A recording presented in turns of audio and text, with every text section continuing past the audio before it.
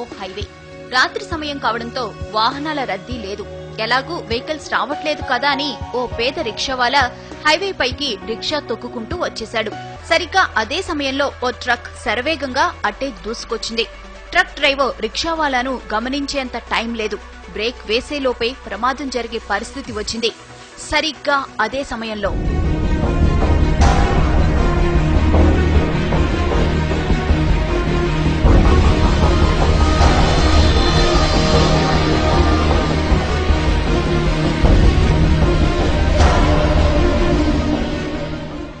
ఇది జరిగిన ఘటన. ట్రక్ డ్రైవర్ ఖచ్చితంగా ప్రమాదం జరిగిందని, తాను ఎవరినో గుద్దేశానని భావించి గబగబా ట్రక్ దిగి వచ్చాడు. అటు ఇటు అంతా చూశాడు. ఎక్కడా ఏమీ లేదు. ప్రమాదం జరిగిన ఆనవాళ్లు లేవు. అసలక్కడ ప్రమాదం జరిగితే కదా.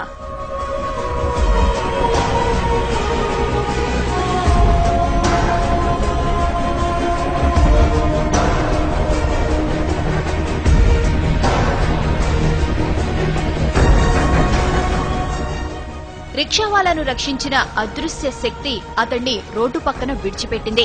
అతడు ఆరోగ్యంగా ఉన్నాడో లేదో తెలుసుకుంది. అతడు సరిగ్గానే ఉన్నాడని భావించి అక్కడి నుంచి మెల్లగా వెళ్లిపోయింది.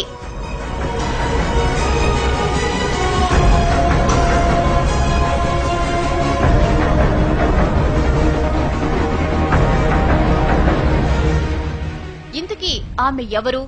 అంత వేగంగా ఎలా వచ్చింది? ప్రమాదం జరగకుండా ఎలా అడ్డుకోగలిగింది? ఆమె రాగానే మెరుపు ఎందుకు వచ్చింది? ఇలా ఎన్నో అనుమానాలు, ఎన్నో అంతుచిక్కని ప్రశ్నలు.